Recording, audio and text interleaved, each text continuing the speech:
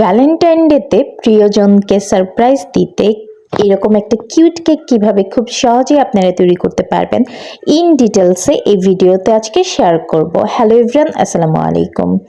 আপনারা কিন্তু খুব সহজেই এইভাবে একটা কিউট কেক বাসায় তৈরি করে প্রিয়জনকে সারপ্রাইজ করতে পারেন।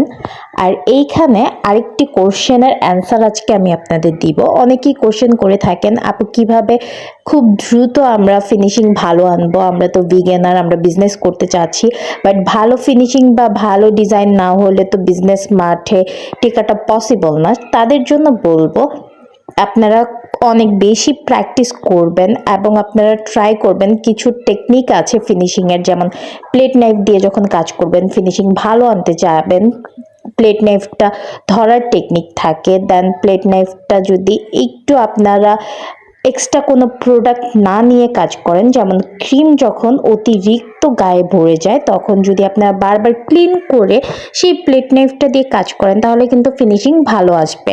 সবচেয়ে বড় কথা হচ্ছে এখানে আপনাদের অনেক বেশি প্র্যাকটিস করতে হবে।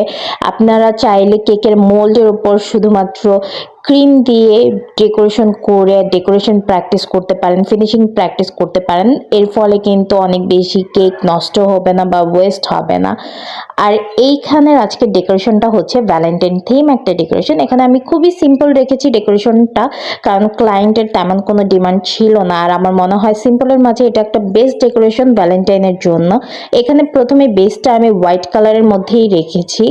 দেন এখানে হ্যাপি ভ্যালেন্টাইন্স ডেটা লিখে তারপর আমি হোয়াইট কালার দিয়ে একটু লাভগুলো আগে দিয়ে নিয়েছি, তারপর রেড কালার দিয়ে উপরে দিয়েছি। কারণ যদি হোয়াইট কালার বেস বানান তাহলে রেড কালারটা অনেক বেশি সুন্দরভাবে ফুটে ওঠে, আর এর ফলে কিন্তু একটা 3D টাইপ একটা লুক চলে আসে। আপনারা চাইলে এই পর্যায়েও কাজটা ফিনিশ করে দিতে পারবেন শুধুমাত্র বেসে দিয়ে, বাট আমি পুরো কেকটাতে একটু লাভ শেপ দিতে চাচ্ছিলাম, কারণ আমি সিম্পলের মধ্যে উপরে শুধু লাভ শেপ দিয়ে আগেও করেছি, তাই এবার একটু ডিফারেন্ট করতে চাচ্ছিলাম। দেন এটার সাথে কিন্তু কম্বো কেকের 2 পিস কাপ কেকও ছিল, সেখানেও আমি একটু একটু করে লাভ দিয়ে দিচ্ছিলাম। আর দেখতে কিন্তু অনেক কিউট লাগছিল মাশাআল্লাহ। অবশ্যই কিন্তু ট্রাই করবেন আপনারা এই ভ্যালেন্টাইনে, আর ট্রাই করলে কিন্তু আমাদের সাথে অবশ্যই শেয়ার করবেন।